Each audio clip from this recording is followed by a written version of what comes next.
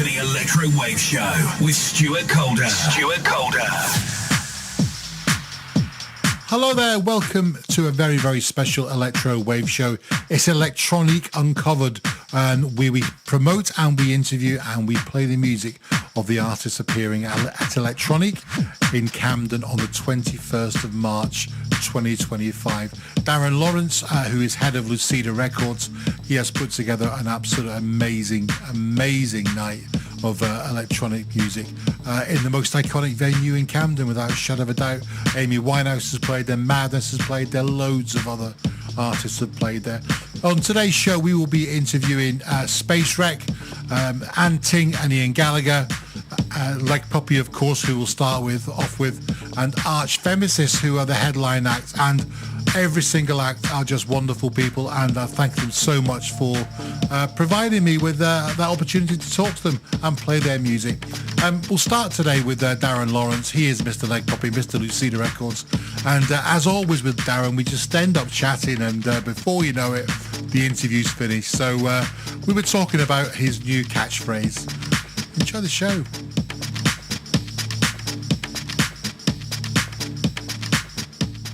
It should be an element of surprise. As we always say, it's all about an element of surprise, and that's the electronic vibe. I've got a new catch line, actually. It's brilliant. Oh, yeah, electronic, changing the face of electronic music.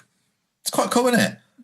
It's all right. Or changing the face of live electronica. When people say, what are your electronic nights about? And I just say it's about performance. So it's mainly with vocals, and it's mainly about the performance side of electronica. So maybe a little bit theatrical.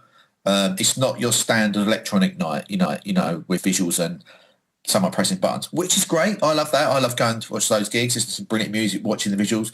It's a bit more than that. It's a bit more engaging. That's the word, engaging. The performers are a bit more engaging. They use all the tools they have available for their performance, and one of the tools is the audience, for instance. Yeah. But saying that, you know, Anting, her set is quite chilled and laid back, but it's the fact that they travel around the world recording these. It's just incredible. When you sit there and actually think about it, it's so unique. You know, literally travels the world, goes deep sea diving and records all these sounds and puts it in the music.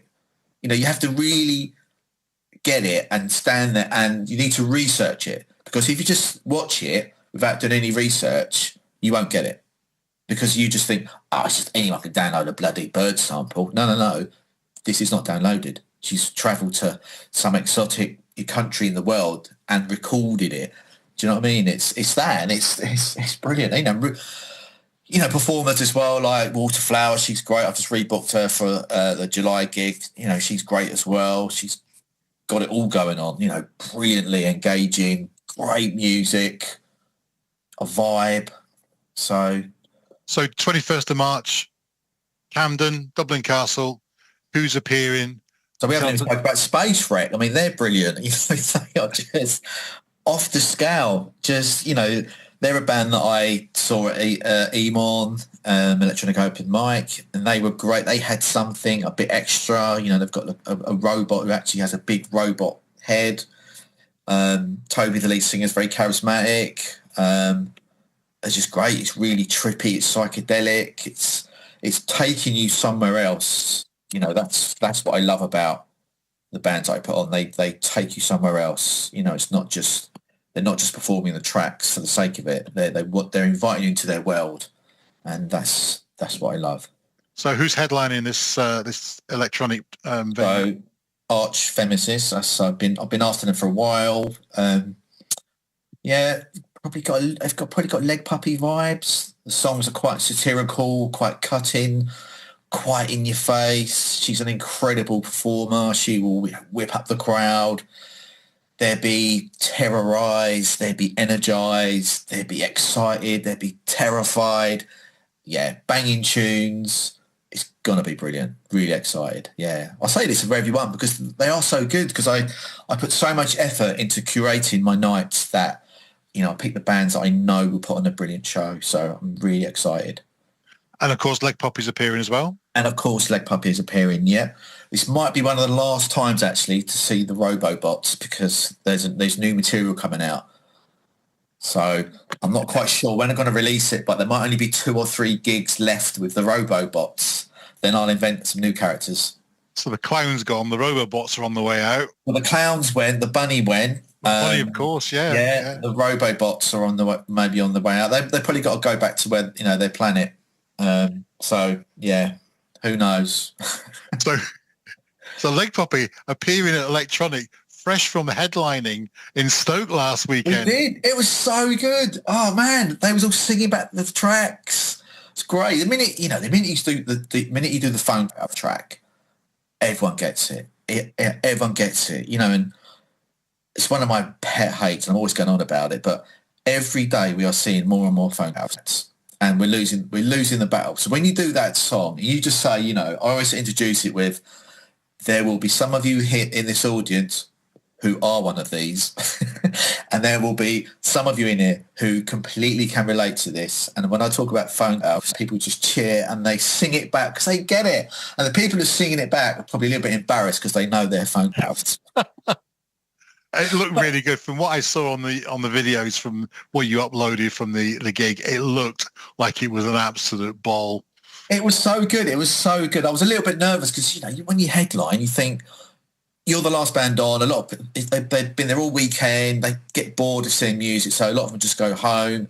But a lot of people stayed. A lot of bands stayed. A lot of people came in. There's quite a lot of young people there. They all got it. It was great, dancing and singing and. Yeah, brilliant. Nothing really is real. There is only nothing is real. There is only emptiness, filling the shallow void. Nothing is real. There, nothing is real. There. Nothing is real. There is only nothing is real. There is only emptiness, filling the shallow void.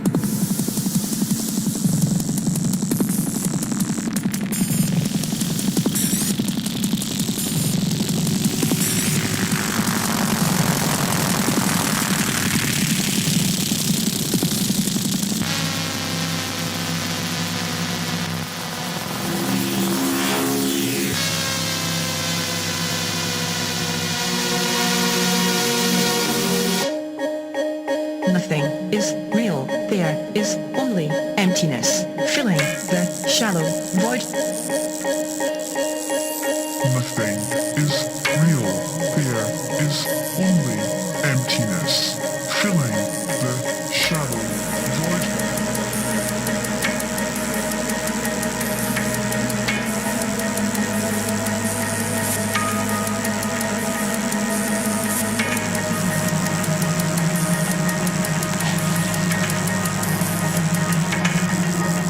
Nothing is real.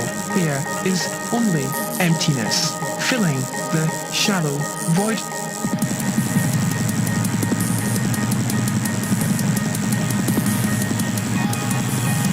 Nothing is real. There is only nothing is real. There is only emptiness. Emptiness. Emptiness. Emptiness.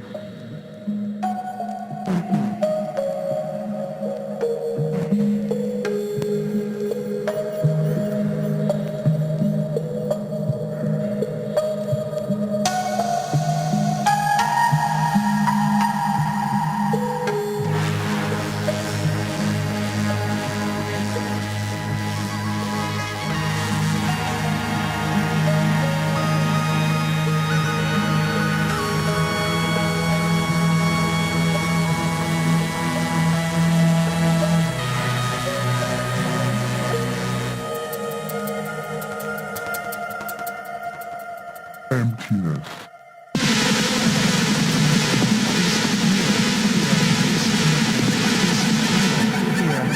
Nothing is real.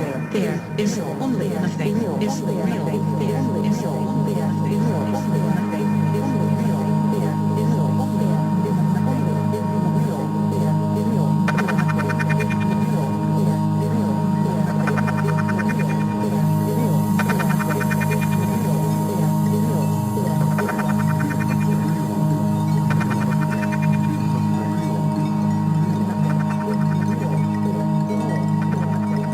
So who else we got at Electronic on the 21st? There's Leg Puppy, there's Archphemesis, there's Anting and Space Wreck. And Space Trek, yeah. So you've got 4 bands.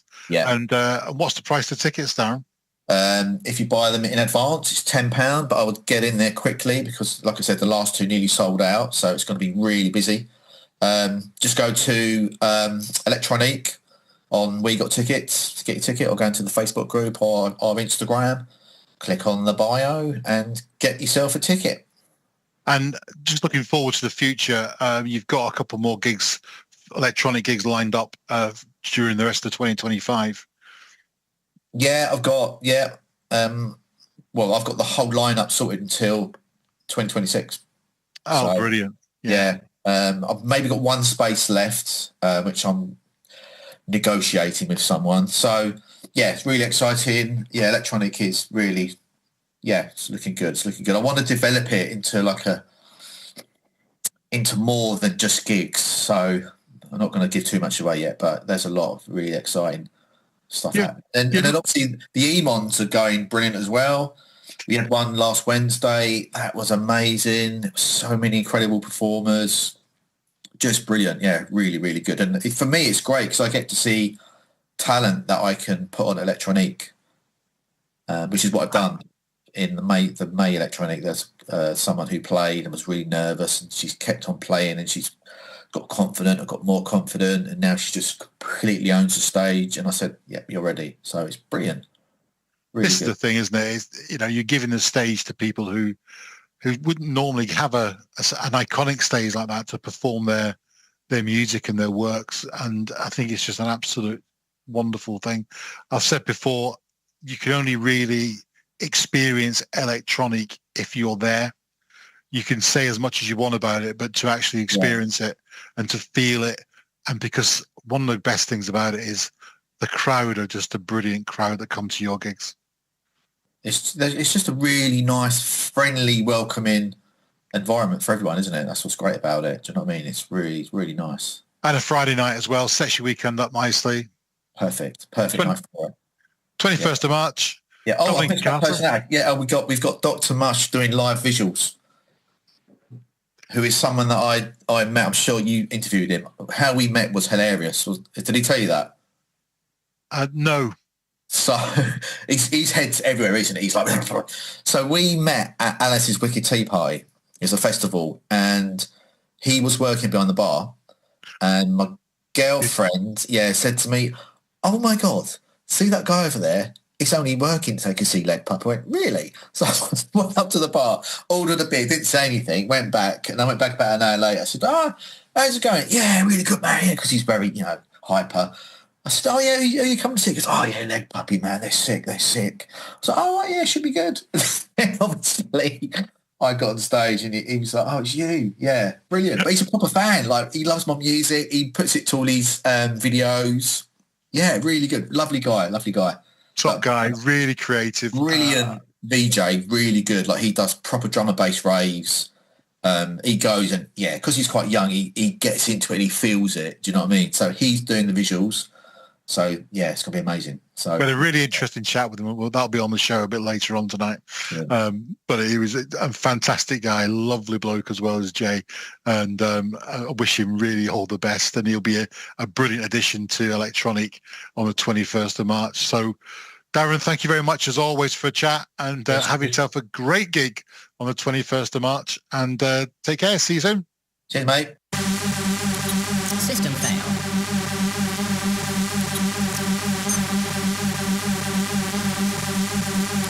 System fail.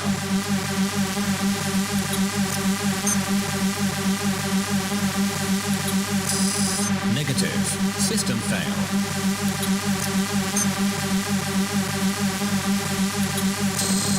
Negative. System fail.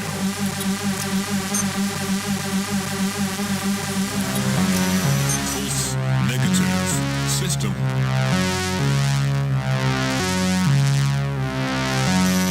False. Negative. System.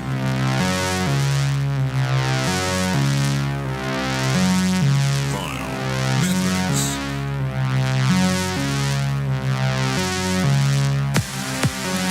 System fail.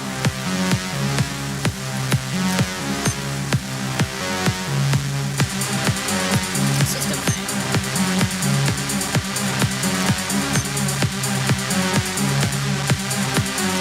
System fail. System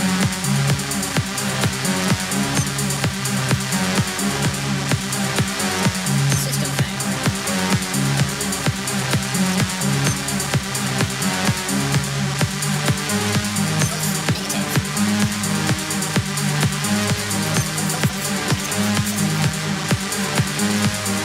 Negative.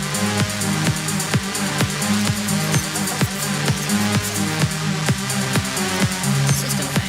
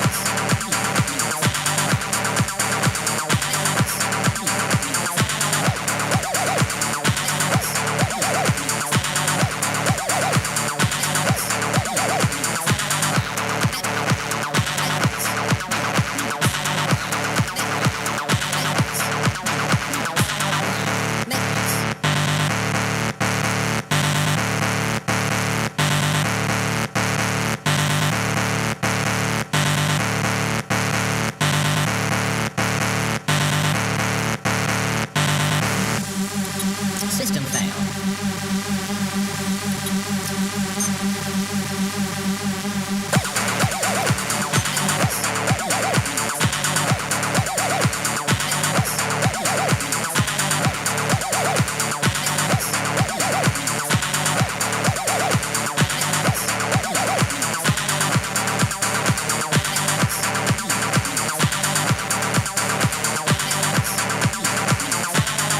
Metrics.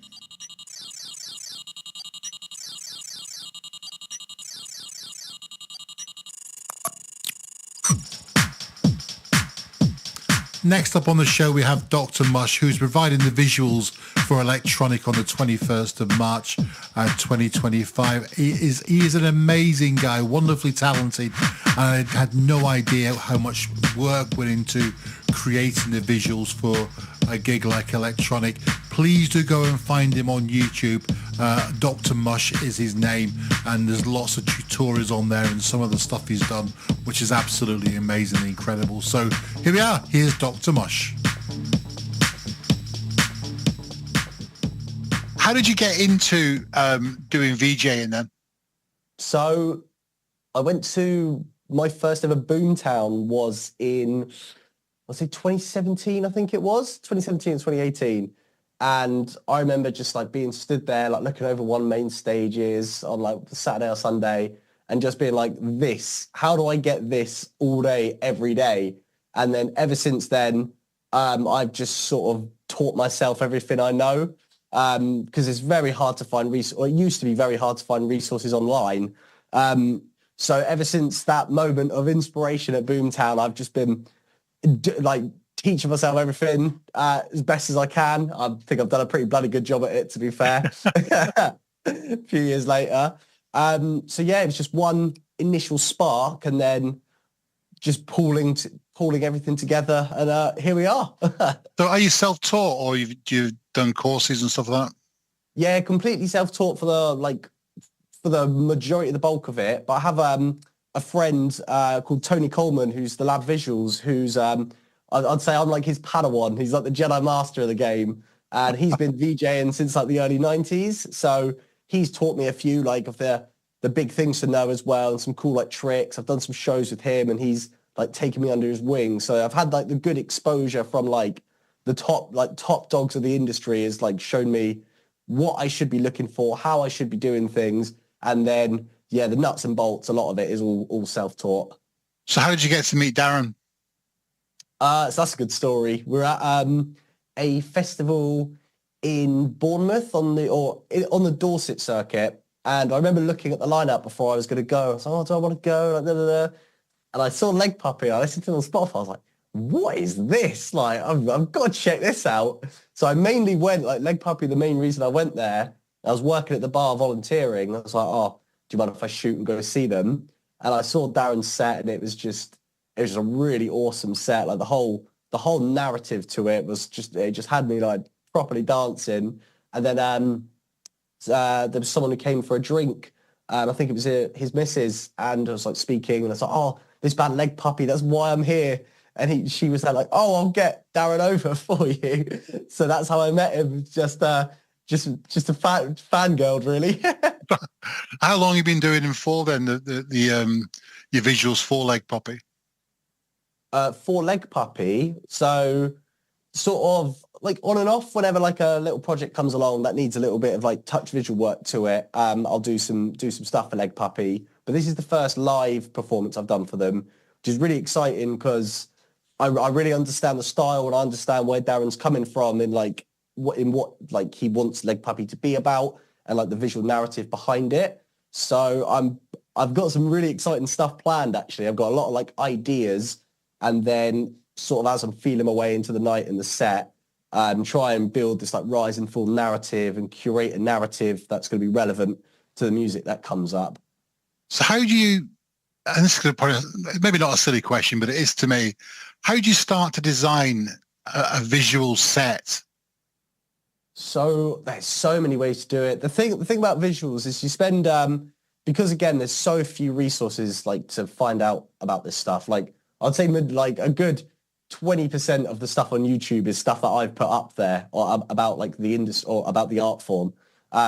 So it's not like there's lots of stuff to like find from, but in terms of making visuals, the most important thing is there's no right answer. You can make visuals out of anything. So if I got my phone and I just got this like teacup mug here with these pretty patterns on it, you get a nice little 360 out of it. You could, if you knew what you were doing, make an entire set just out of like this pattern design, just adding effects and whatnot. So it's really down to one's imagination in what you use for visuals and how you create them. There's literally no wrong answer. So it's similar to sort of, I guess, making music and, you know, I'd be saying, where do you start making a track? You know, you can start from wherever you want, and especially with, you know, electronic music, people using synthesizers with an infinite number of sounds. It's like, where do you start? And it's like you just have a sort of an idea and just go with it almost and feel it. And I guess you've heard some of Darren's music as well, so you kind of get the feel for that to go with the music. Yeah, like for me, the primary thing is it's always dictated by the music. So if I'm creating, say I was creating some visuals for Leg Puppy and then my mind drifted and I started listening to drum and bass, the visuals would come out differently. So the music just is absolutely imperative in dictating, the music's imperative in dictating what the visuals are going to come out like. So for me, that's always port one, like find the vibe, I like to like create a narrative around the vibe. Like if this, the way I do it is, if this song were in like a dystopian futuristic city, this is how I judge all music. like which district would it live in? What kind of narrative would be around it? What kind of people would be listening to it on the radio? And then from there, I can start to like curate an actual like the pictures and the imagery and the colors, and then sort of like branch out like that. So yeah, for me, it's always about the music first, and then the visuals come second. So what kind of equipment do you use to generate the visuals? All sorts. I mean, I'm currently short on controllers because they keep dying on me. So I'm on my minimals at the moment. But I've experimented with all sorts, to be honest. Primarily like little MIDI controllers and stuff, always a good way to go. Keyboard inputs, like touchscreen stuff, like your iPhone even. I've taken quite a liking to, where is it? Oh, this one will do. I've taken quite a liking to Xbox controllers recently. These are a lot of fun. Yeah, right. So yeah, just whatever tool for the job, really. Like you can control visuals using your voice, right? We're at a point in technology where things are just getting absolutely ridiculous. Like we're going to have Neuralinks in our brains soon that I could control the visuals from. So there's no shortage on hardware or mediums to really control the visuals out of. It's just the right tool for the right job kind of thing. So your controllers, your keyboards are what you use to control the visuals in the first place. Yeah. And how do you create what tools you use to create the visuals? So what do I use to create the visuals? That's a good question. And I'm going to use this phrase in an interview that may come back and bite me later. But the greatest artists are thieves, right? So you take what you can and remix it and make it your own. But you can if I'm going to create it myself, I like to use Krita, just like hand drawing them in. And because visuals are so conceptual, right, you can get away with murder. So I can just do a couple of ink blotches on the screen. Just it takes me 2 seconds, just go da, da, da, in a couple of different colors, and then put it through the software. And then suddenly I can create a trip sequence out of it. And then you could go ahead and animate it, and I can add the effects and the whole 9 yards. So again, a lot of VJs, they might use 3D software. 3D software is quite big at the moment with artists like Anima. He's really into it. I think particle fluid physics are going to be a big thing in VJing in the next few years. So we're going to be seeing a few of them. So every visual jockey comes from a different background. So some of them come from programming, some of them come from 3D, some of them come from music. So everyone sort of takes their background and then puts that into how they create visuals. For me, I'd say my background was... What is my background? I wouldn't even know how to describe my background. Quite just a jack of all trades, just an interest in everything. So I guess that's reflected in my visuals, that I just don't really have a set way of doing it. That's really interesting because, like I said a minute ago, is that you start off with a sound and you remix it to make music essentially, and you're doing the same with images. You can take an image, you can stretch it, loop it, whatever you want to do with it. And that's really interesting. So what's next for you? So what's next for me? Well, hopefully big things. So I am I'm on a bit of a quest to try and become a YouTuber at the moment. So I've literally just started out I haven't just started out. My channel's sort of on there. I've got some videos on there and the account's monetized and whatnot. So the plan is to go to Bristol and actually start creating VJ style YouTube content. So it's just a case of getting some funds together really, so I can actually do what I need to do, because I need editors is primarily the thing. But once I get that, then move to Bristol, start pumping out all these different vlogs, all these different fun videos.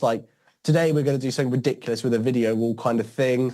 There'll be a lot of health and fitness in there. So me eating carrots, doing press ups, making crazy visuals is assumably what the content's going to be. So yeah, that's sort of my primary focus at the moment, because I'm very passionate about the UK culture and the way the industry is going. So since COVID, the entire industry has just been somewhat decimated. Brexit's made it difficult to get other artists over, and we haven't really put the infrastructure in place to be creating British artists and actually help them come through. So a lot of it's crumbling, which is why we've got charities like Save Our Scene and whatnot coming through. So a big passion of mine is right, well, if I just become a YouTuber, then at least I can put money into places because no one else is putting the money anywhere. So that's sort of like the drive for doing this YouTube at the moment, to really try and help the scene come back to like what it should be. Because I feel if we let it sort of run its course the way it's naturally going to go, we're going to lose way too many venues and pubs and all that stuff. And I can't idly sit by and let that happen. No, I don't disagree at all. I think a lot of places have closed down, sadly. And it's the places where people start to cut their teeth. The kind of pubs with the back room with them. You know, it's the venues which hold 60, 70 people. And they're just the best places because you get the best vibe. You know, that's the real bit of it. Like, as much as we all love the festivals and all that, like one, they couldn't even exist without those places existing. It all comes up like that. And two, like, I'm not going to go to a festival every single weekend. I'm going to go down the pub and watch a local musician every weekend. Like there's a real thing that has to change here. And I'm hoping that we're on the up. I think one of the problems is as well is that ticket prices sometimes are a little bit extortionate for going to see a band. If you're spending 25, I mean, that's not too bad, but you can quite easily spend 60, 70 quid watching a band in a reasonable sized venue, not even a big venue. And like you say, you can't do that every week, you know, and some of you added in your travel, your beer, and maybe a hotel. It's causing a problem. And the problem we do have is that people aren't buying tickets in advance as much because they're not quite sure if it's going to happen.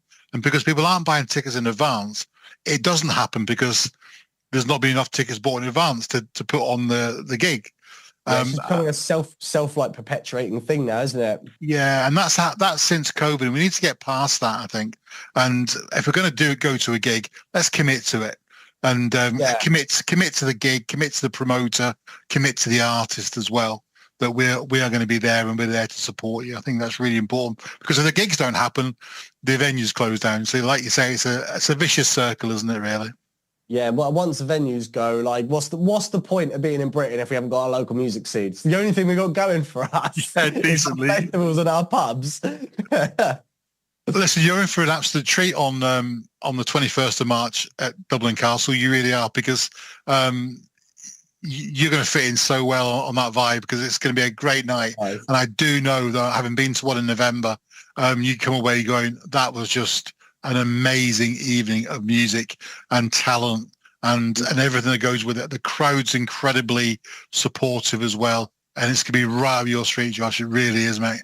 I'm really looking forward to it, to be fair, because it's like that is it. The electro punk scene and what like Darren's doing is like, it's raw London. It's really raw London. And like, I haven't really experienced lots of like the London music. I'm more like Bristol based when I do stuff. But like when you perceive London from like the outside, like if you're not from the UK and the perception of London, I think that Leg Puppy and like the venue is going to be I'm really looking forward to experiencing it for the first time. Have you been to Dublin Castle before? I've never been to Camden before. Oh, right. Okay. I guess, I mean, I'm not a regular. I've only been there once to Dublin Castle, but it's a wonderful, wonderful venue. The PA is superb as well. The music just fills the room, and the actual PA behind it is just incredible. And you're in for an absolute treat on the 21st of March. Dr. Mosh, you are on YouTube. You've got nearly 3,000 subscribers so far, and that's not bad for someone who just started out on YouTube. How long have you had a YouTube channel for? So I've had the YouTube channel for it must be like over 2 years old now. So I spent ages, like a couple of years, just like this whole bedroom rule was classic, just paper everywhere, just working out what YouTube was and like how to do it. And like I did about 8 videos. I was like, all right, I've got this. This is pretty easy now. So like algorithmically, I know how to do the whole thing. It's just a case of getting the money together to actually, because like I hate editing. It's just not my thing. I can't do it. So, but I've got every other area down. Like I'm a visual jockey. I'm an interesting dude. I know how to behave on camera. So I've got all the components. I just can't afford to pay the editor. So it's a case of once I get to Bristol, get a little bit of P behind me, then I'm going to start doing like, all these like daily content, all that stuff. But yeah, it was just a case of just like, it's not too hard to learn if you sort of know, like at the end of the day, Google's just there to make money. So you've just got to tick all the boxes. And I think what really profoundly inspired me to go like, okay, this is really interesting was when Mr. Beast did his videos where he was like giving away money to homeless people, and he managed to make that a viable economic practice in that giving away money while people are looking at it gets you more money.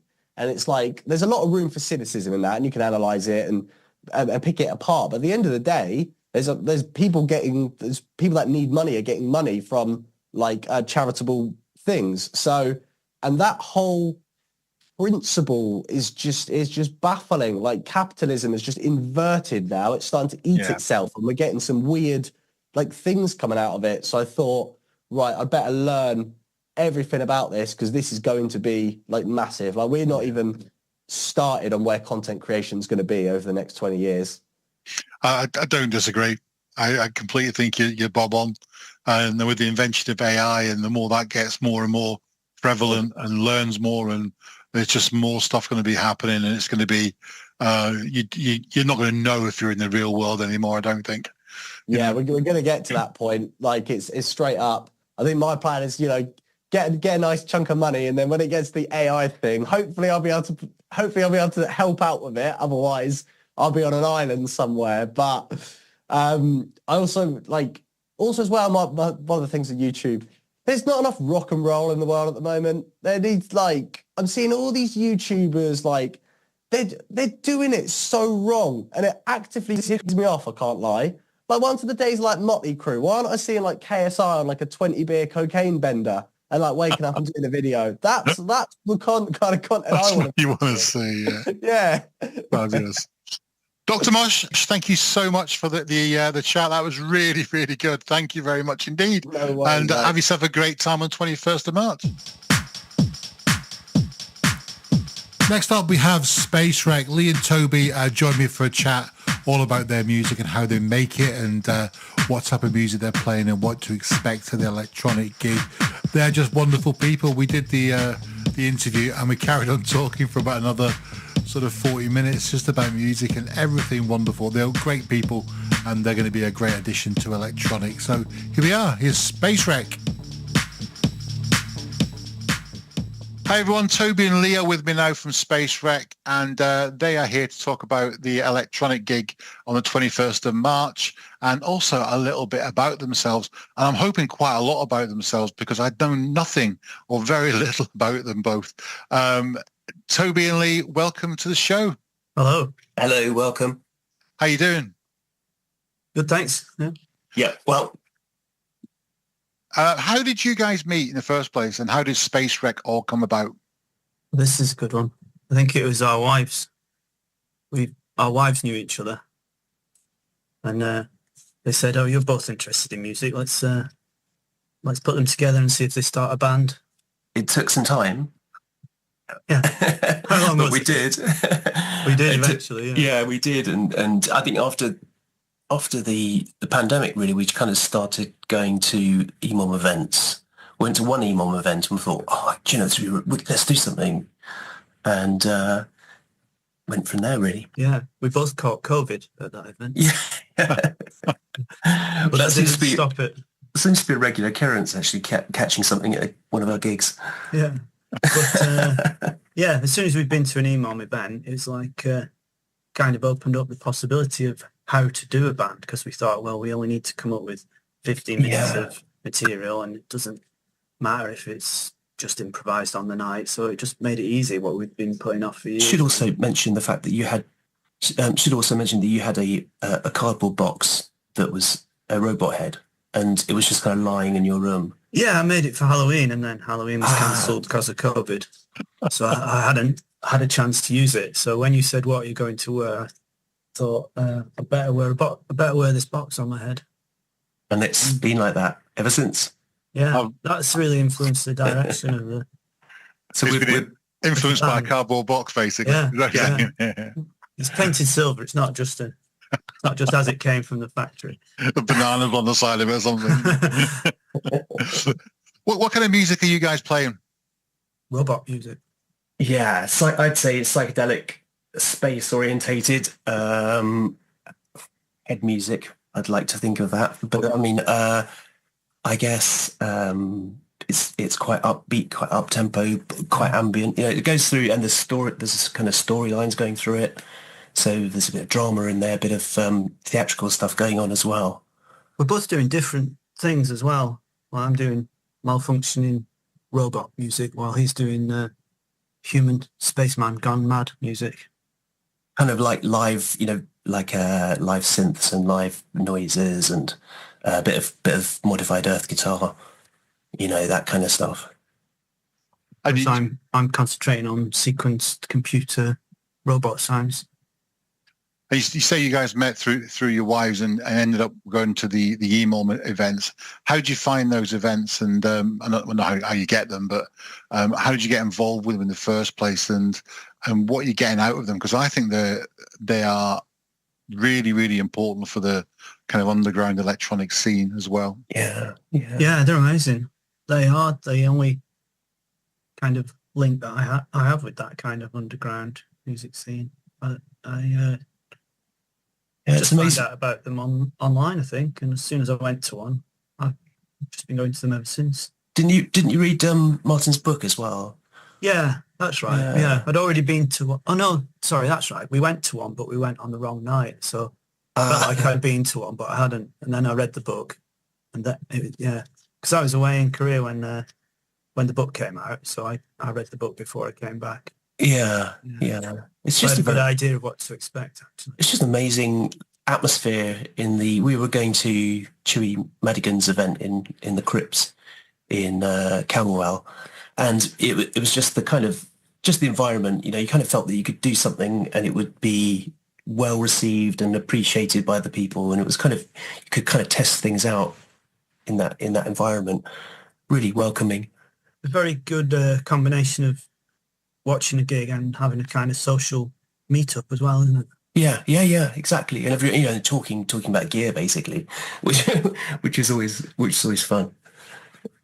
Yeah, there's lots of them around the world anyway, isn't there? They've kind of taken off kind of left, right and centre, and they are really, really important. I think the electronic gig or set of gigs that happen kind of feed off that as well. It's almost given artists a bigger platform to perform their music as well. So I'm assuming you're looking forward to the electronic gig on the 21st because it's an amazing night. Oh yeah, very much, and it's great venue as well. Nice PA as well, and it's good. Well, exactly, because I was there in November, and the PA I thought was absolutely was phenomenal. Really, the great sound that was coming out of that, and it is an amazing venue. You've played there before, haven't you guys? Yes, yeah, we have. We've played at one of the EMOM events there, or two of them, I think, possibly, probably more. Yeah, kind of just know the venue as well, you know, from seeing other bands there.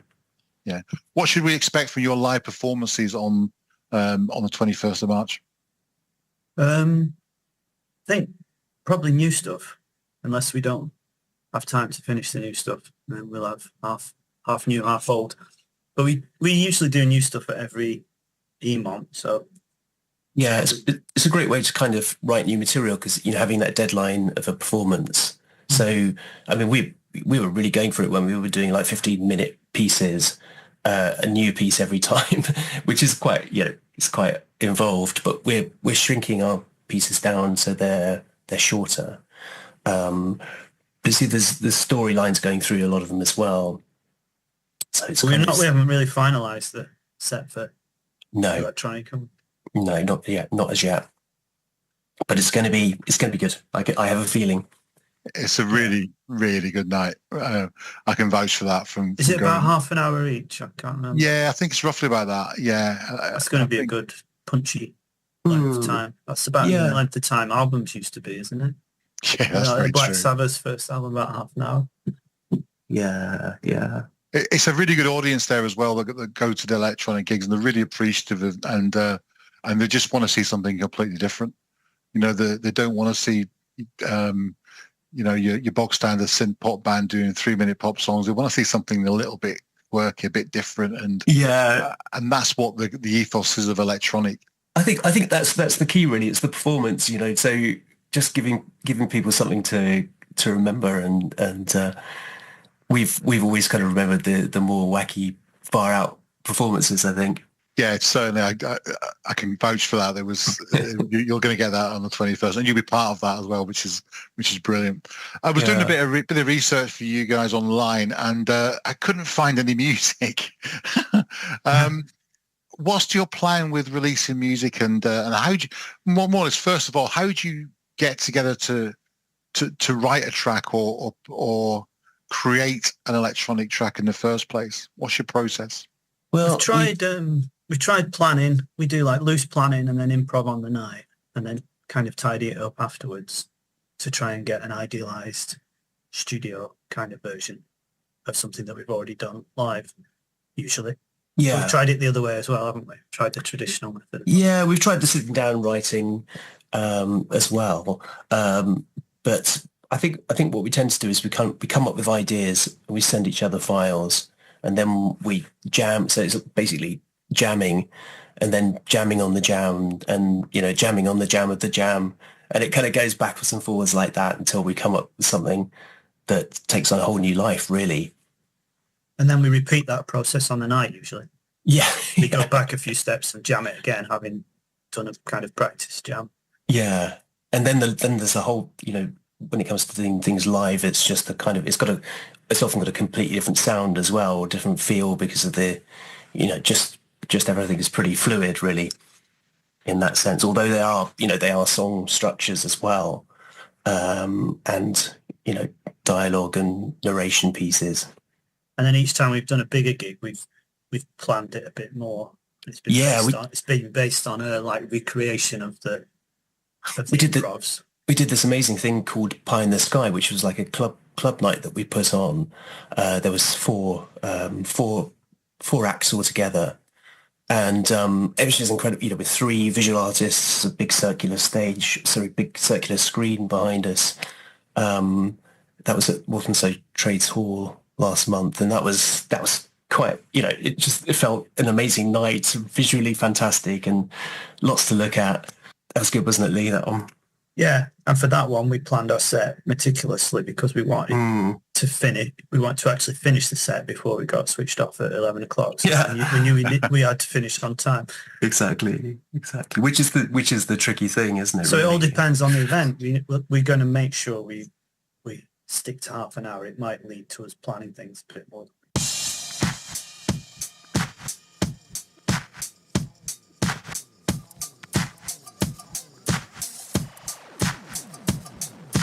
I woke up with the bass line from last night's jam rattling round my head. I hadn't slept well.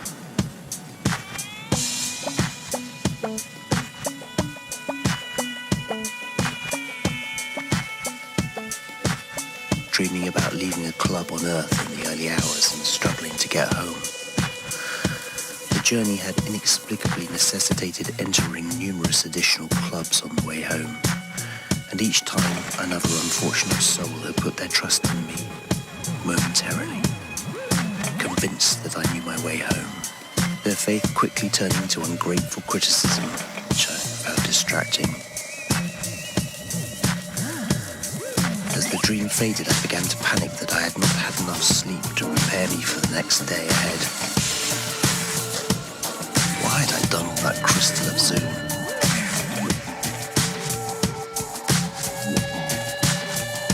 I checked the job sheets and saw that the next job was a maintenance job in Salad Valley, where I had never been before. Hope sprang up within me.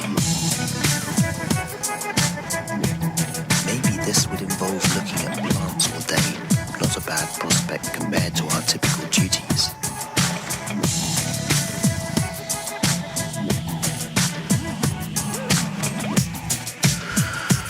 Where was was already powered up, radiating a helpful calm and emitting a barely audible ambient groove that seemed to be more proportionally sample-based. I said hello and wished, not for the first time, that he could speak. I'd heard of a group of hackers that were working on speech modules for his model, and made a mental note to check their progress if I could get the ship's computer back on the network. Looking at Robos and imagining what he would say if he could speak, I suddenly felt like I might be going quite mad, and remembered the Space Madness episode of Ren and Stimpy when they ate that bar of soap. I didn't want to end up like that. An overwhelming feeling of isolation overcame me, and I realized I had never felt so alone and so far away from home, untethered in space, shockingly, completely unaware of what year it was. What year is it, I thought to myself. Does it really matter? I realized that the year, the date, were concepts that became meaningless once you had left Earth's orbit. What year would it be on Earth? What date would it be on Earth? That's what it really meant. I decided to waste a few cycles of the freeware algorithm generator to work out roughly what date it would have been on Earth. I pulled a blank fag packet from the supply and started to punch holes in the blank. Convinced I had done my best to represent the relevant data, I inserted the fag packet into the fag and requested the algorithm results be forwarded to my handset when complete. I informed Robus of what I'd been up to, and he nodded sagely, but something about my mood made me doubt his comprehension. What does a date mean to a robot? He looked at me blankly, and I was reminded of my shamanic training. The idea is to go into the darkness and bring back something useful. Not to get annoyed that you can't see what you're doing while you're there. Something useful must come with this. Heading to South Valley, I decided to take my modified Earth guitar.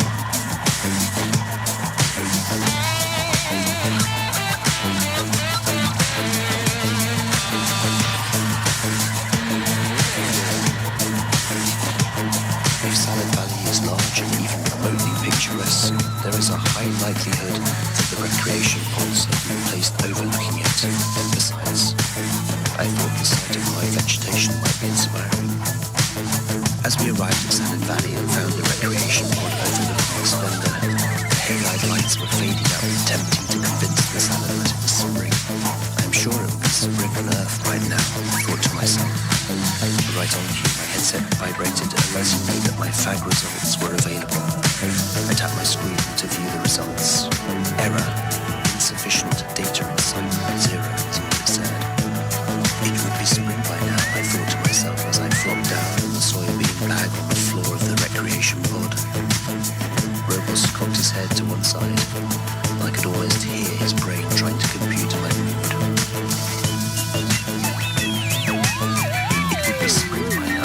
I said aloud as a fine mist began to fall above the lettuce pyramids that stretched on forever.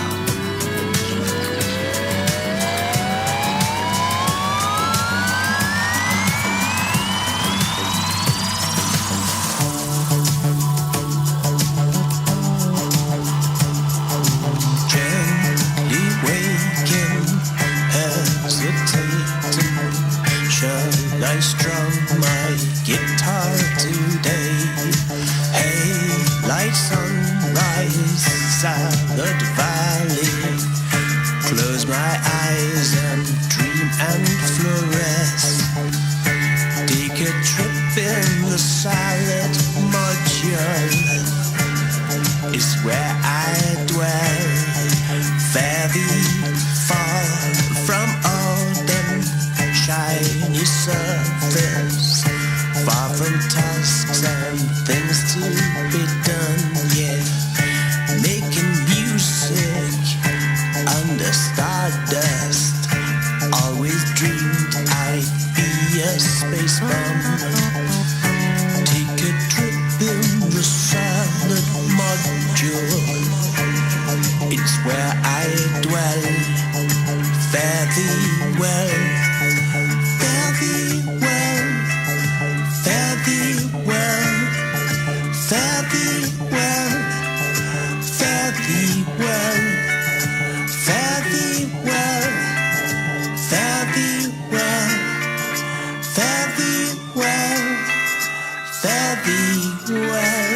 your plan around releasing music going forward? Well, we're working on an album at the moment, and yeah, that's going. I think we've got one track down so far, but we've got 6 or 7 tracks, I think, all lined up, ready to go. And they're all going to be short versions of things that we've improvised at EMOMs in the past. So I think of it as a way of retiring all that stuff that we've done. We will think about it or play it again after it's been put on a record, I think. Yeah. And it will be available as a picture disc, I think. That sounds great. So the picture disc is the retirement present for the tracks, I guess, isn't Yeah. Yeah, it should be like a watch or something. I love that. Do you mentioned before you at the EMONs you're kind of playing your music and it turns into a bit of a jam. How long are these tracks? How long do you jam for? Is it kind of 10, 15 minutes and you want to try and shorten that down to 5 minutes or? Well, pretty much. I mean, we're coming in about 7 now, but it's, they're pretty packed, those 7 minutes as well. There's lots of stuff going on. So, but yes, I think 5 would probably be more acceptable. Or 3, or 2. No, I'm having a radio show myself and getting a lot of music in, the amount of stuff I get in that's under 3 minutes now is it's painful in my eyes. I don't like it. I like a longer track so you can actually feel the track before it goes off. If you know what I mean. Well, a lot of our 15-minute pieces have got 3 kind of different sections anyway. So when you try to get that down to 5 minutes, it's impossible. Yeah. So and we do have one or 2 bands who give us sort of 10-minute tracks, which I've played in the past. Because it's a good track. It doesn't bother me if it's sort of 3 or 4 minutes long or 10 minutes long. As long as it's good, it gets an air in. So I think, but my opinion is that you listen to a track and you kind of want to feel it and get under the skin of it, and you want to play it again because you want to hear more of it and you want to understand the structure of it a bit more and that kind of stuff. So it's very easy to make disposable pop at the moment.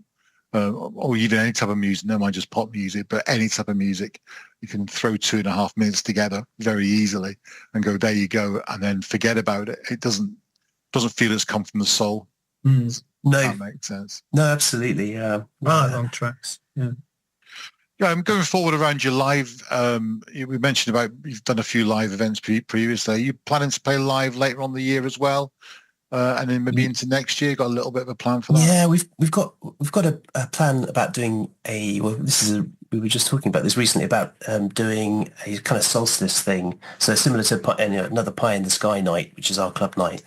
But somewhere around the summer solstice, do an event there and have that kind of like sun themed as well. So that's a possibility. So that's in the pipeline.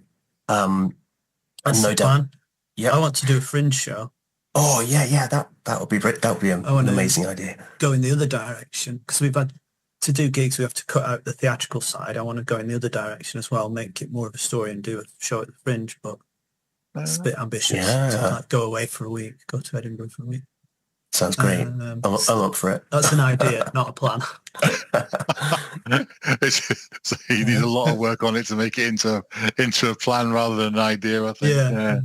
Yeah. Well, we've got. I mean, we have. This is the thing. We've got a lot of material. We have been pretty prolific, although a lot of it's been released. But we want to be invited to other gigs as well. This is nice being involved in a gig like Electronic, but not just that we don't have to do everything ourselves, but also that there's going to be surprises for us on the night. These are the 3 acts we don't.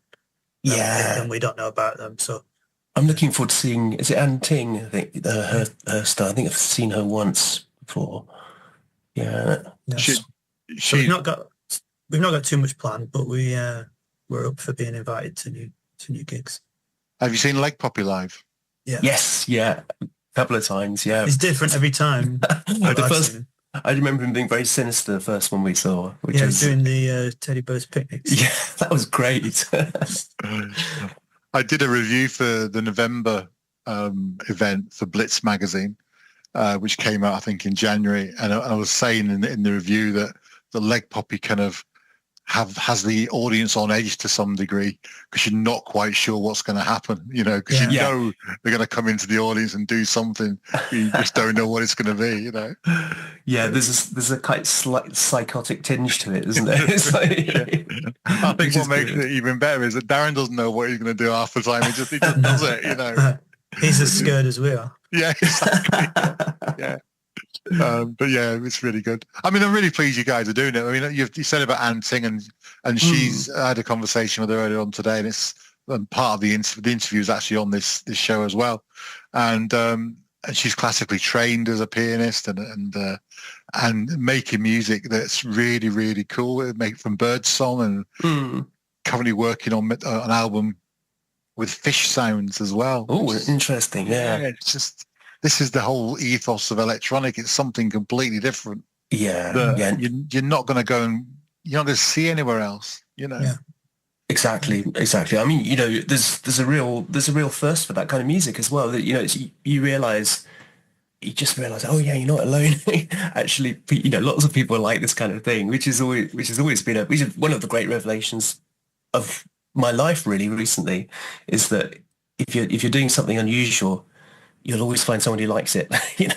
It's made me realize as well that I like a completely different kind of music live than I do on a record. Yeah. So I can understand that completely. Yeah. So I'm going to an EMOM to hear things that I would never listen to at home.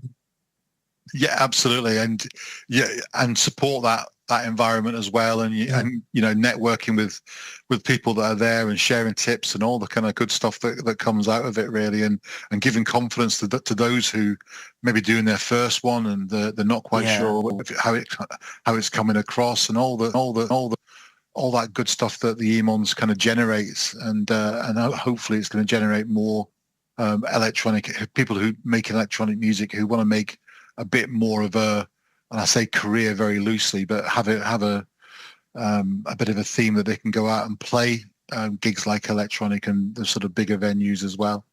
I think it's really, really important, Yeah, it is. Yeah. Guys, thank you so much for your time today. I really do appreciate it, and I'm sure you're going to have a wonderful night on the 21st of March at Dublin Castle in that there, Camden. Ladies and gentlemen, Space Wreck. Thank you. Thank you. Yeah. Cheers.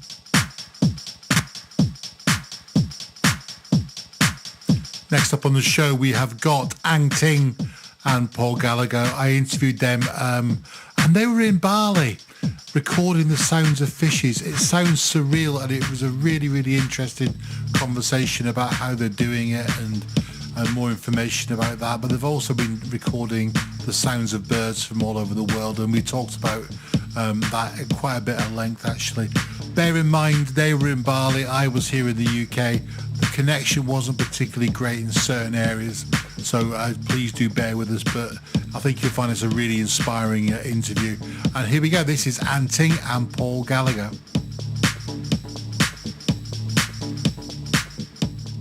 So where are you guys at the moment? We are in Bali. Oh, nice. Yeah. So we are but we are doing a difficult project. We are recording fish sound. Fish sounds brilliant. Do you know those three? I really mean that. Those 3 tracks you sent me with the bird song, I just thought were really, really cool. Oh, thank you. I mean, it's just so good. I was like, oh my god, and you kind of changing the sounds as well throughout the tracks, and it's just really, really good. I thoroughly enjoyed those 3 tracks. I thought it was really good. Thank you. I'm glad that, so we were recording bird songs, and then now the new project is going to be fish song, but fish song is much more difficult than bird songs.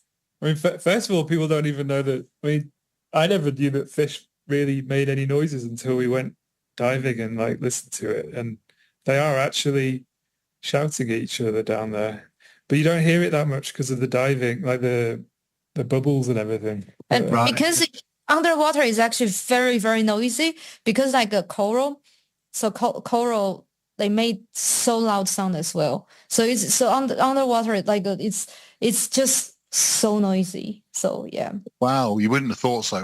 You really wouldn't have thought so. Yeah, do you have to use special equipment to record them? Yeah, very difficult. Designing our own kind of it's like a hydrophone array that, because to make kind of 3D sound, you need a special like arrangement for the. So it's like a four microphone, and then they are in tetrahedron. Yeah. Oh wow! Like a so shape. So I mean, it's so difficult because we need hydrophone need the recorder to power it, but then none of the recorder are waterproof. So we have to just devise our own like just waterproof cases to bring things, and then we have broken many things already. So because seawater is very scary. Yeah. Salt water just corrodes everything like almost instantly. It's like it's just trying to eat everything that's metal. So we've gone through 2 recorders already now. Yeah. So I mean, sorry, we are carrying on talking about this because you asked us where we are, and also we were just listening to the sound, to the recording, and so like, oh, this is fish sound. This fish is so noisy. Yeah. So it's funny. So are you aiming for certain types of fish? Or just any fish? Oh, I'm aiming for any fish at the moment. Yeah, at the moment, I don't think I've never seen it on like a Richard Attenborough show or anything of like fish making sound. I don't think people really know that they make sound. So we're not going specific enough to like say this fish has this sound or anything like that yet. It's just the fact that there is sound down there. Yeah, because we also have at the top of the microphone, we also have a camera. 360-degree camera. So we happened to capture one fish which was just really kind of like a do this to the other fish, and then at that moment we recorded some sound. So like brah, this kind of like sound. So we can so we have evidence that fish was talking to the other fish. Wow. Otherwise, it's very difficult. Anyway, this is a very difficult project. Yeah. It's just it's maybe difficult, but it's really kind of inspiring as well that you guys are doing this sort of stuff. It's just brilliant.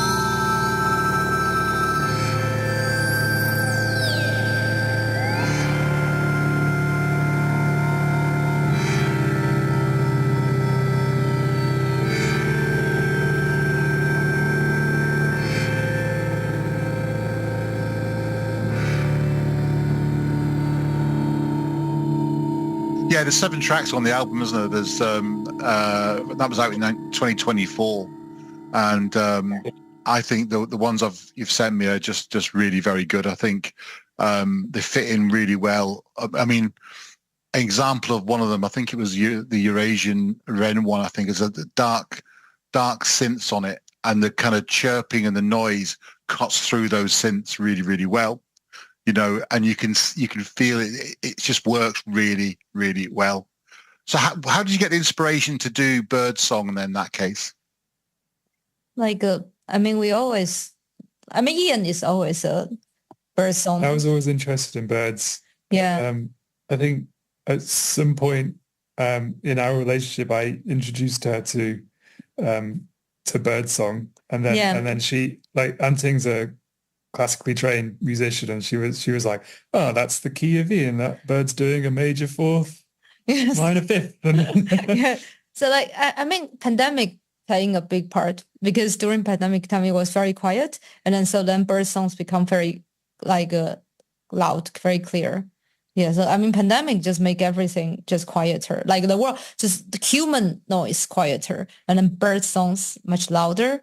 So like and then we went to like we had towards the end of like a pandemic, we went to Portugal, and then we, in a dark sky area, like we just sleep on the boat, and then in the morning, because it's completely outside, we slept just outside, and then the bird, like the morning dawn, like we wake up with this dawn, and it's just completely like the most amazing kind of like orchestra I think we can imagine. And just like, so then we started to just like record bird songs.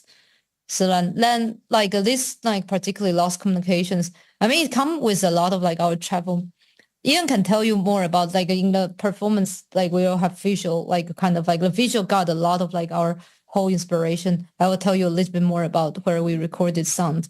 So like, so we decided to go traveling. I quit my job like as an artist director for an arts organization, and then we decided to have like just like some random traveling. So then we went to like Mongolia, and then we went to like from Mongolia and then to the west side of China and Hong Kong, Taiwan. So on this part of the travel, we record the bird songs, and in the UK as well. And so yeah. So you're not. I wouldn't class you guys as a traditional electronic band artist, if you like, because you're sound artists more than anything else, sound and visual artists, which is really very excellent. That's the sort of thing I love, and I know for the electronic gig as well in the end of March, it'll go down an absolute storm, because that's what people are going to see, something very different and something unique. So what happens first? Is it the audio first before the visuals, or is it done at the same time? Yeah, we both travel to places to kind of experience the place and experience the bird song, and Anting records it and then makes music, and then the visuals come after that. But the visuals are inspired by our shared experiences, but also with the idea that the birds are trying to communicate something, or at least there's like they're part of an ecosystem that's got some ability to connect with nature, kind of thing. So it's like the birds are kind of the most obvious part of the ecosystem in a way that like they're definitely shouting something at us, and we're trying to figure out what that is. And it's the kind of visuals are fed from that, I guess. Yeah. It's like it's about the light and darkness of nature. I mean, like pretty little songs about birds. It's not like relaxing or anything. It's dark and kind of menacing at times. Yeah, because nature is that as well. Beautiful, but it can also be like it also wants to eat you at the end of the day. Yeah, so the recording process is very important, because I mean, just I mean, some people that they might like just because birdsong is not a lot difficult, but the reason why we have to use our recording is like because it's the most important part is about where we experience that when we record, just like because when traveling to Mongolia, because Mongolia is a place kind of we have been to the closest to nature. I think like the wild, it's more wild. So kind of, so that's when we really experience about what Ian was just talking about, the light. And in Mongolia, it's just like in the like reindeer mountain, or it's kind of like the nomads kind of like they're just place. There's no electricity and no like water. Is kind of everything is nature. But then just during the night, it was really scary. It's like there's even like a wolf, if there's actually wolf, kind of like because the guy who owned the horses that we were using was worried the wolves were going to eat the horses, so we had to go out in the dark. Yes, then to essentially fight some wolves. And then when we sleep in the tent, like it's super cold. It's kind of like under 0 degree, and then we just like we just really really hope that like it's going to be day soon. There are lots of animal sound and this kind of thing. So then when yeah. And then we feel like we understand the kind of dawn chorus a lot more, because like all the animals are quite happy that the sun's back, and they can they've survived the night. Yeah. So nature is really dark. Like we kind like we. I mean, the more we kind of record the just like fish song and bird songs now, we just also feel more about just. I mean, we as human beings we make our, so we basically kill a lot of things, and for us to be able to survive. It's not like crazy thing or something. It's just a reality. It's just a truth. We also kind of like are scared of a lot of things, but I think we should like recognize and face that. And when we hear like the sound of the nature, they are not just like the birds like doing meditating music or this kind of thing, but they can be talking about some pretty insane or. I think when you're doing that work as well, you mean, like you say, you've been in Mongolia and you're doing the fish recordings as well. You are in their environment, and so there's probably some inspiration when you're making the music, and even for yourself, Ian, when you're thinking of the visuals as well around that, because you are in that environment. Yeah, I mean, particularly with the diving that we're doing at the moment, another planet down there, but there's all these fish just kind of living their lives, just. It's really rich and vibrant down there, but like we don't even know it exists half the time. People going over it in boats and they don't see it. So there's like a hidden world.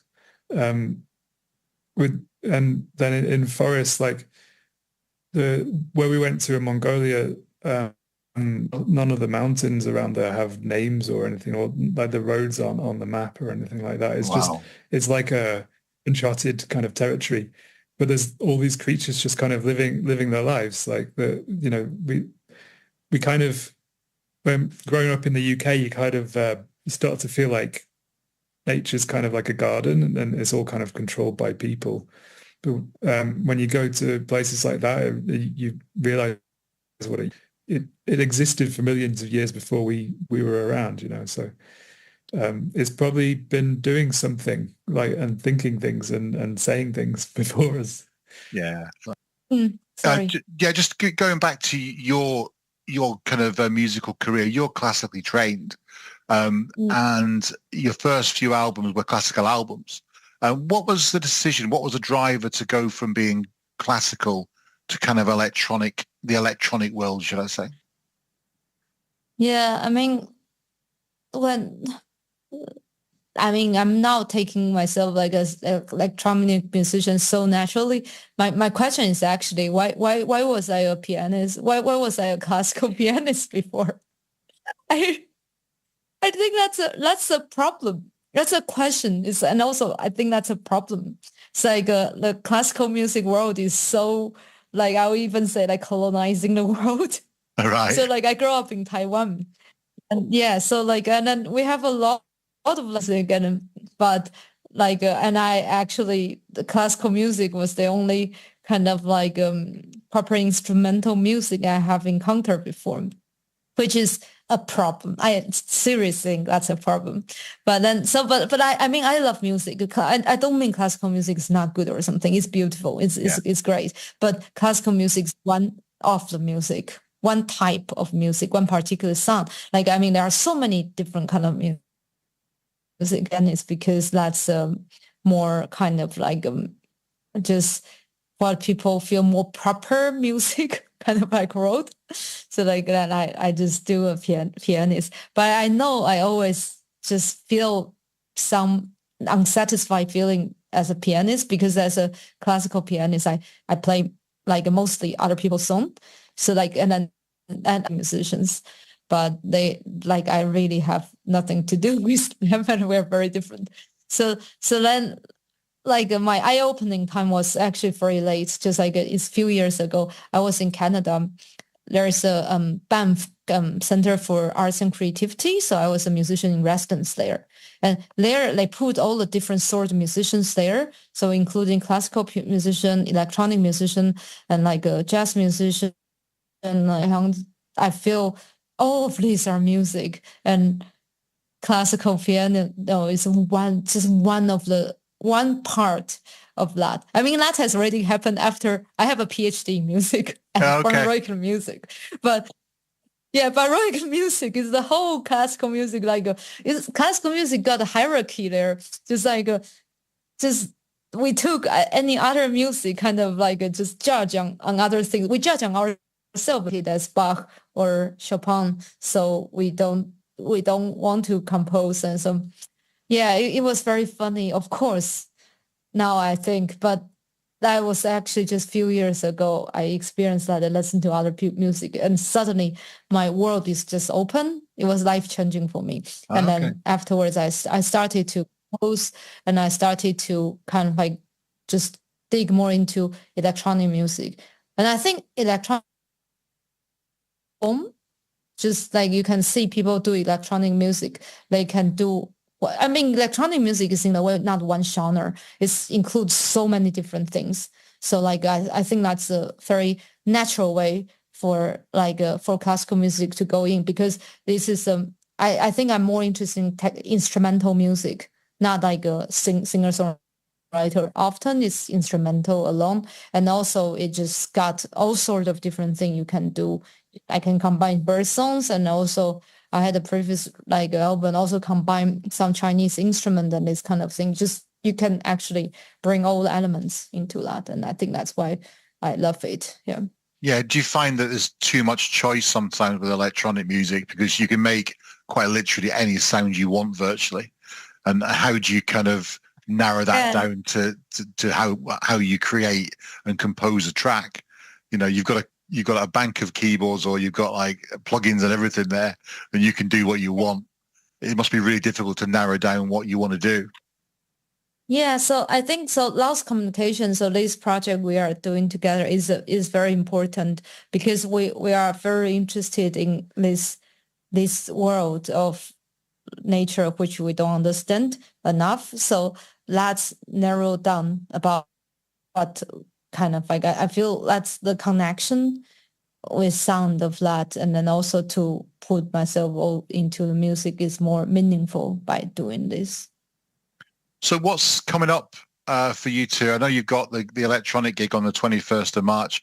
I mean, we have one gig in like in Derby, what is that, the Psychic Dance Hall Festival, like just the next day, and then just like I got some, so we will need to have like some first like a part of what we're going to do for Underwater. Yeah, just after the gig actually. We're also going to be performing in the Norwich Festival. Norfolk and Norwich Festival. And Anting has another project that she's working on. Yeah, I work on Departure. We are going to tour later in the year. So like it's a dance music. Oh, okay. Music instrument, yeah. Oh, good stuff. You got lots planned, and I'm really looking forward to listening to the Fish music as well. And thanks so much for having a chat with me today. I've been really, really intrigued with what you've been talking about.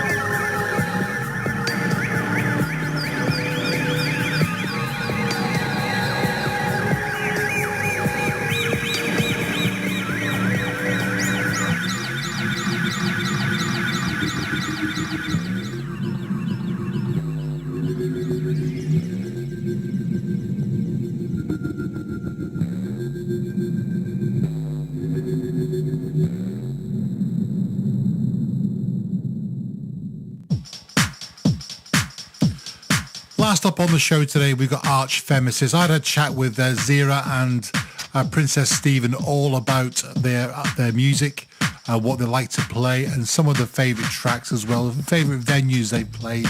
One question I didn't ask, I was banned from asking, is how did they meet? Because they get asked it all the time, so that was scored off the list straight away. Ladies and gentlemen, I introduce to you Arch Femesis. Arch Femesis, how are you? We're good. How are you? Very good, very good. We're in the middle of a tour actually as well. Are you? Where you been touring? Well, kind of. We're touring every weekend at the moment, so we're calling it a tour, but we're just performing every weekend. So where are you performing? This weekend, Manchester. All right. Mm-hmm. Whereabouts? Habitat. We're playing Studios. at Habitat. Yeah, Habitat After Dark with Little Punk Records, which will be extremely exciting because it'll be visually and sonically recorded. And we're joined by the Red Stains and Sour Flake. So it's a whole bunch of punk princesses on the lineup. So it's going to be very a intimate. lovely gig. It's going to be very intimate. So it's going to be a lot of fun. So on your YouTube, you've got a whole lot of live clips on there, really good, and one from the White Hotel as well in Salford. And I'm going to ask you, what do you think of the White Hotel in Salford? It's an iconic venue, though. Despite the extremely low temperatures, I think it's an absolutely cracking space. There's nothing more appealing to a queer punk band than an industrial ex-garage venue. In the middle of an industrial estate. It's very appealing, absolutely fat sound, great lighting, and like a great community behind it. I think the promoters that work there have really just showcased the best of like alternative music for sure. Yeah, it's my favourite venue that we've performed at, I'd say, in Manchester. Although it was sketchy going there the first time because it is like in a proper industrial estate, and I was like, what? Like there's no one around, and I was concerned a little bit. But we played with Grove there, who's really awesome, one of my favourite acts, one of my favourite artists. Yeah. So we had a blast. It's a great venue. I mean, I walked up and had some kind of chickeny kebabby thing on the way up there in one of the takeaway shops, which was absolutely incredible, I've got to say. And then you're right, you walk onto this industrial estate and it's in the middle of nowhere and you wonder what the hell, where am I? Where's the hotel? It's a bit of a misleading name, isn't it? I wonder how they came up with it. I wonder indeed. So describe your music to us. What will we expect to see at Electronic on the 21st of March at Camden? Well, we're inspired by so many different things, but it definitely comes from like a performance art POV. Like we're quite a physical band. I do like to interact with the audience a lot and play with like costume and noise and really getting up in the audience faces. So yeah, I would describe our music as very acerbic, witty, and quite satirical as well. Like half of it is a comedy show filled with impressions and silly little bits. And if we ever have any tech issues, when there's any if we have tech issues, Zara basically performs a stand-up set and whilst the tech sorts them out. So Netflix special coming up. But we definitely influence musically, like we're influenced by things like, techno, like kind of electronica, a lot of 80s stuff as well. There's quite a few different mixes in there. Our sound's been getting a bit harder the last couple of years, I think, I would say. So who writes the music? Is it Stephen? Do you do the music and Zira, you do the lyrics, or is it together? Or we do everything together most of the time. Like we do work on tracks together and see where it will go, and it's always a bit of a push and pull because I think we have a slightly competing visions or competing backgrounds. Sometimes I'm probably a bit more pop / cheesy Euro dancey focused, and Zera's a bit more punk and hard techno. So there's always a bit of a kind of slight clash in where we want to take the song sometimes. We kind of have to work that out a bit. We're going to play some of your tracks today, and one of them, tell us about Rejectile Dysfunction. Oh, I honestly love performing this song because sometimes I literally get possessed by the spirit of a middle-aged bloke. I don't know what happens, but something just comes out of me and I just become this whole persona of being like a lad. And we always introduce the song doing this like little bit, like this little role play where it's just imagine yourself at a house party, having a drink to yourself and some dude in a turtleneck, loafers, no socks, comes waltzing up to you like he got a big pair of balls. And I just do this impression of this absolute wanker invading your personal space.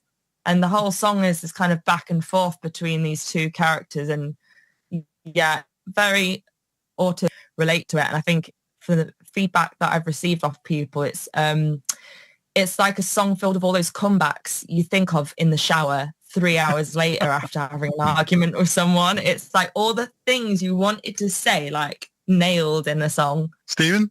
Yeah, I agree. I mean, it's Zera's lyrics and performance that really made this song.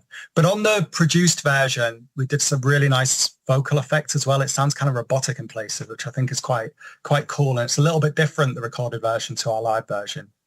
But I think it's one of the most fun songs to perform. And you've got a very distinctive image on stage as well. Again, don't expect, when you go and see Archfemesis, don't expect them to do 3-minute pop songs and off the pop. Very distinctive, very fashion orientated, and I think you're right, Zera. You don't take yourself too seriously. However, you do own the stage. I do take performance very seriously, no matter how silly it gets. I take being silly very seriously, and yeah, fashion is a very important part of it. I think if both of us were capable of having periods, we'd be in sync, because honestly, the amount of times our outfits have been in sync, we've rocked up to a gig, living on different sides of the country, not having any like chit chat about it beforehand. We rock up to the venue like, Stephen's like, I've got a bit of latex today and I've got a bit of fishnet and I'm wearing a bit of red. I'm like, oh, well, I'm wearing this white lace wedding dress with some red highlights in it as well. And like, we just seem to just always like get the same kind of intuition about how we are going to present ourselves. It's quite witchy, to be honest. But being part of this project, both of us, we've really been able to explore our fashion and like making our own clothes and incorporating it into the journey of the performance, really creating moods. Like, yeah, I really love that aspect of our of the band. And Stephen, where's your inspiration from for your dress sense? Just be as slutty as possible. That's my main inspiration. It's like the less I can wear, or well, not the less, but you know, just something slutty. You should see when I'm packing to go on like a tour, like my stage outfits fit in like a tiny little bag because they're all so small. A little bum bag. You play abroad and you no problem with the Ryanair suitcase thing, is there? Straight under the seat in front. Exactly. Oh, good stuff. So 21st of March, you're playing the wonderful Dublin Castle. Have you played it before? No, we haven't. And like the fact that we're headlining the Dublin Castle, like in iconic venues, like I'm really gassed about it. Like I can't believe it. Like I'm really excited. And I've heard so much about it and I've seen the really cool bands that pass through there. And it's just like, this does feel like a moment.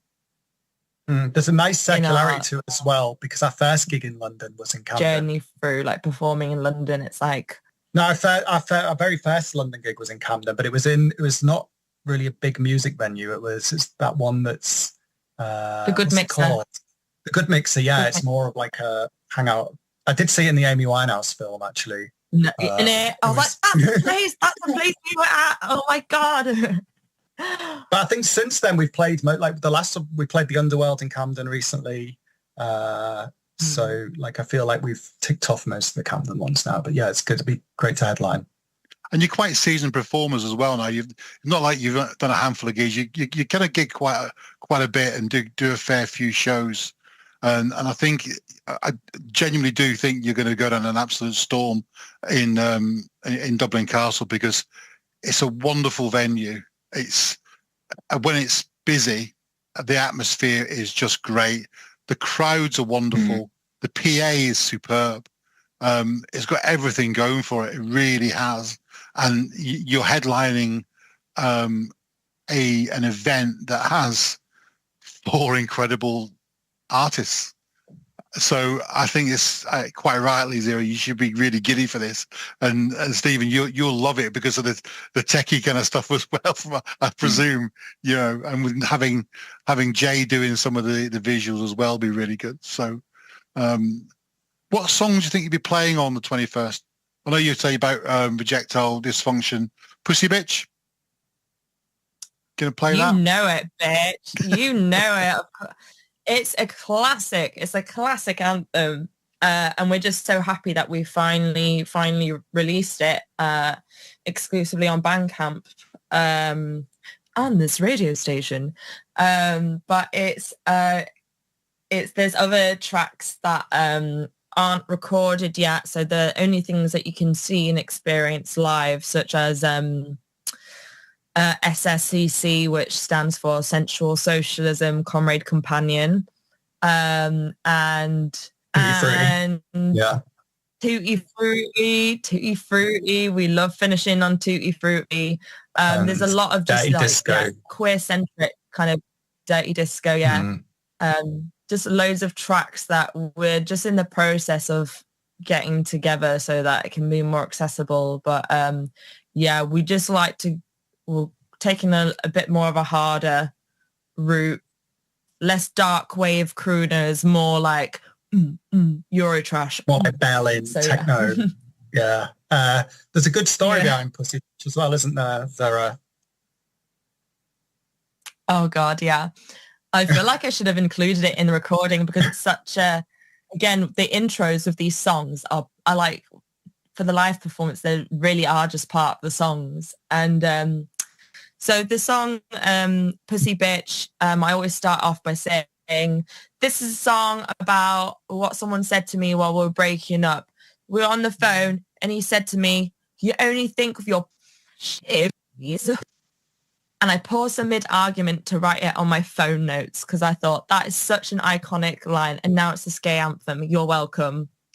And it's just turning that moment of anger and misogyny and turning it into just like a really silly song where everyone joins in, and it's almost giving like guys a green card to say you think you're a pussy bitch. I'm just going around the whole audience shoving the microphone in people's faces. Go on, say it. And like it's just a chance for the crowd to get like really silly with us, and it's also Grove's favorite song of ours, so yeah. It's I good. bet they're well chuffed we've released it now. So it's cathartic as well for men, I guess, to sort of shout that down a microphone, as well as just as being anthemic at the same time, Yeah.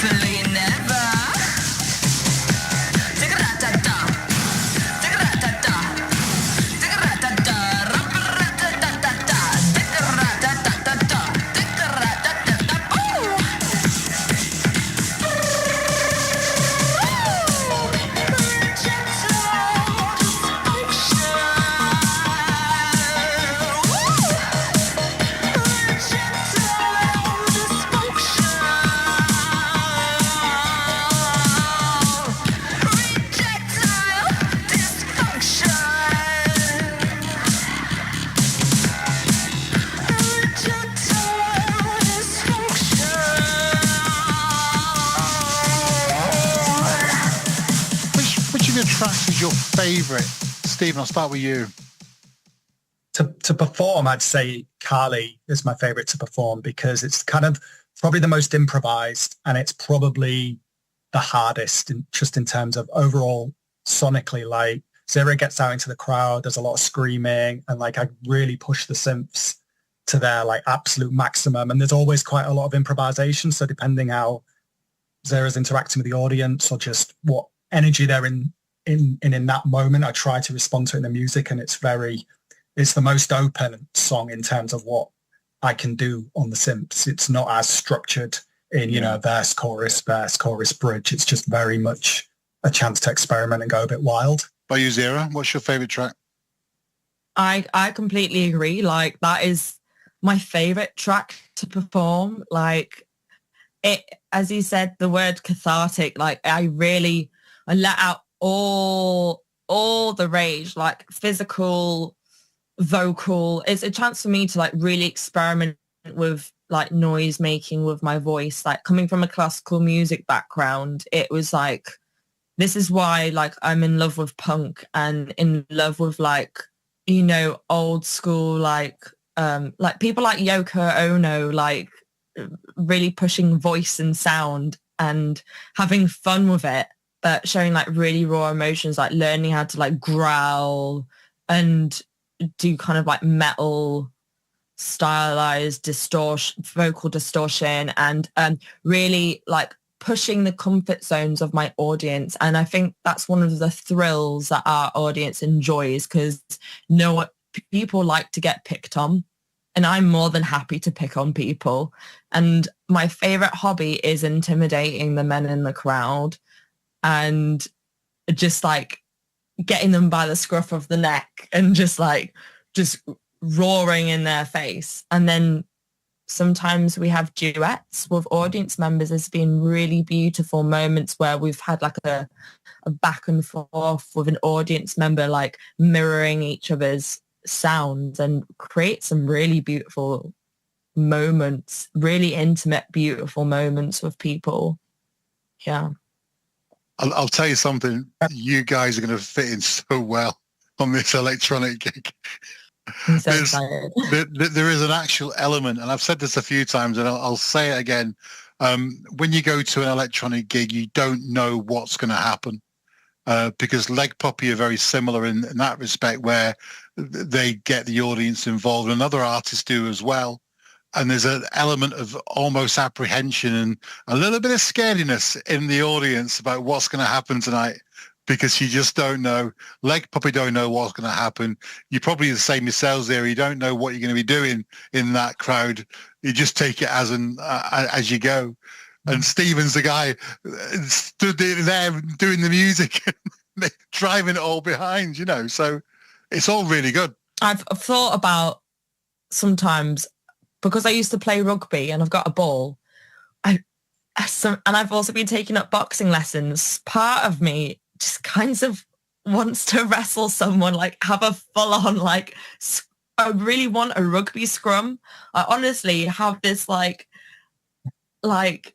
intrusive thought of like, we just need a full-on scrum right now. I actually need to wrestle someone right now, please.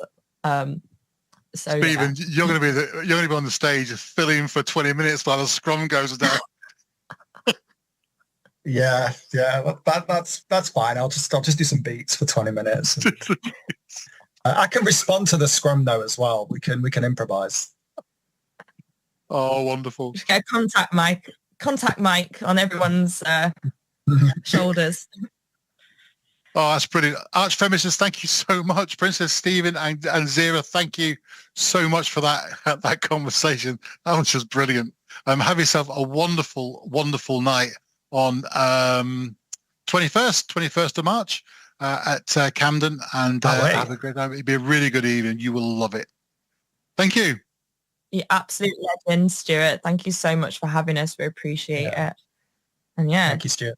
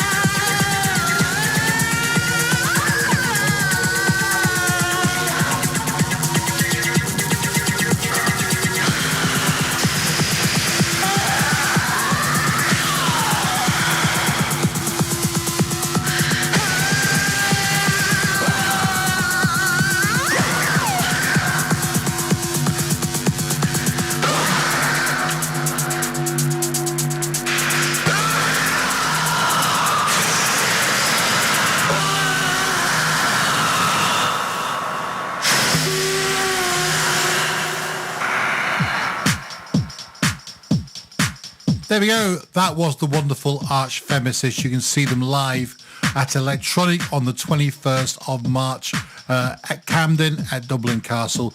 They are your headliners, and I will tell you now, you're going to be in for an absolute treat. We are at the end of the show. We have heard from Space Wreck, we've heard from Leg Poppy, Archfemesis, and also Ang Ting and Paul Gallagher as well. If you want tickets, please head over to wegottickets.com and you'll find do a search for Lucida Records and you'll find it, because it's going to be a great night. I think Darren mentioned earlier it's 10 quid a ticket. It's actually 8 quid a ticket if you buy it in advance. So fill your boots and you'll have the most amazing night, and just open your absolute soul to electronic, because it is an amazing thing that's happening down there in London, and I do hope it gets bigger and bigger and better, but it's already at the top of its game. Really good stuff. Thank you so much for listening, and if you are going down, please do enjoy it. Have yourself a great time. Goodbye. You are now logging off the Electro Wave Show.